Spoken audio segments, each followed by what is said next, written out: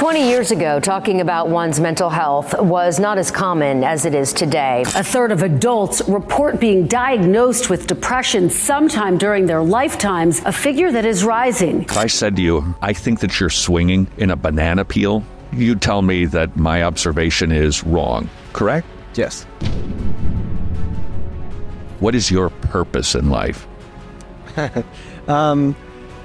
I feel like everything's subjective to the person. Here's what we're talking to people your generation about today. Why so many people your age contemplate suicide. It seems that your generation at a higher level than any other historically actually thinks about taking their own life and actually does that act. Why do you think that is? I think that has more to do with social media and the influence that it takes. There's a lot of social pressure that people have, and sometimes it's just too much. All right, so what do you, specifically then, what about social media causes that emotion? I just think there's so many trends out there, and people feel like they have to take part in all these things just to feel like accepted or anything around in the social society. So I think that plays a lot. Do you know anybody, personally, who has contemplated taking their own life? Yes. Did they? No. Have you yourself ever contemplated it? No. Why not? I had a really good family atmosphere, and the friend group that I had was really good, and they were really supportive, so that helped. So I'll share with you some of the reasons I think, and you tell me if you concur, all right? I think one of the reasons is because we're living in a postmodern world. Are you familiar with the term postmodernism? It's the framework that most sociologists use, historians use to describe the thinking of a particular era. Your generation has been taught there's no absolute morality, no absolute truth. And yet I think everybody has a sense that there is right and wrong. So I feel like everything's subjective to the person, but it can all be different because, say, the United States has a bunch of laws against certain things, but if there's no status, or there isn't a status quo, then there shouldn't be like right and wrong. So when you said truth is subjected to everybody, that's very classic postmodernism. Truth is subjective. But see, here's the deal. If I said to you right now, I think that you're swinging in a banana peel, you'd tell me that my observation is wrong, correct?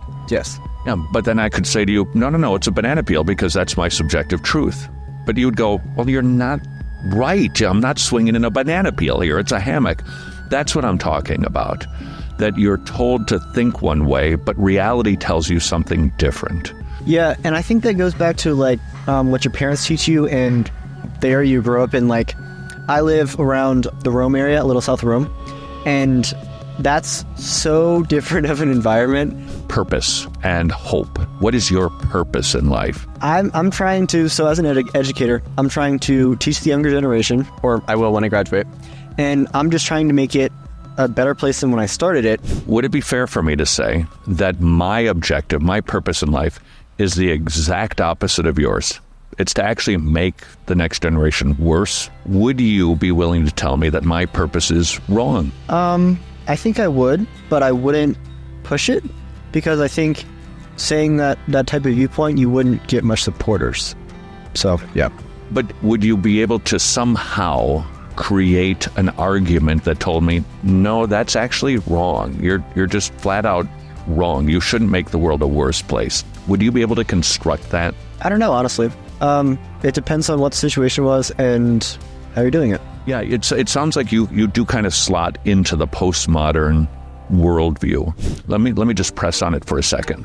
2 + 2 is 4, correct? Yep. If I said I think it's 7, would you be willing to tell me I'm wrong? There's too many variables. What variables are we talking about here? I could make up arguments for how it's not, just like with just math laws. I mean, you can change the rules of math to your will, so. No, I can't. They're laws, and I can't change them. I can think they're different, but I'd just be wrong. But that's your perception. But perception can be wrong. Yes, correct. So you would tell me I'm wrong. There you go. Congratulations. Now you're at least a modern or a pre-modern. If there is not some objective standard behind math would never be certain. Would you agree with that? Yes. This is a kind of a philosophical exercise. Who's the authority behind the laws of math? Are you talking about the God-given laws? Or, okay, I would say it would be the God-given laws of math. There it is! Finally! That's why we made Road Trip to Truth. Think about it this way. When you memorized your multiplication tables, you were actually demonstrating that God exists.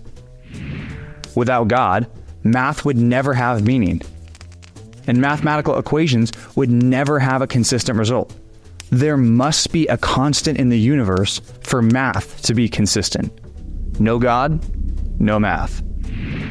Same thing is true with science.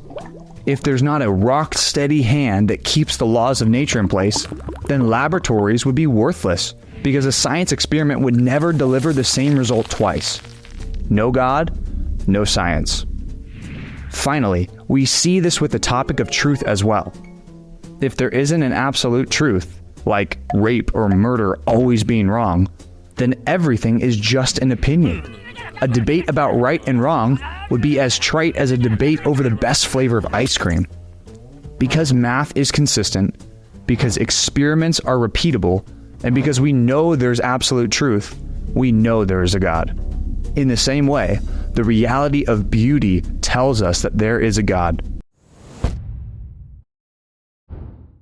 My sister-in-law, not very bright, named all of her kids Bible names, so there I am playing with my nephew, The Message. I'm kidding, that's not really a Bible.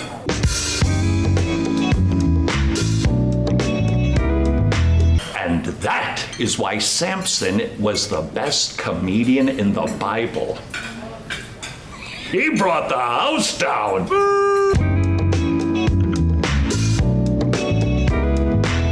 He brews his own coffee. he brews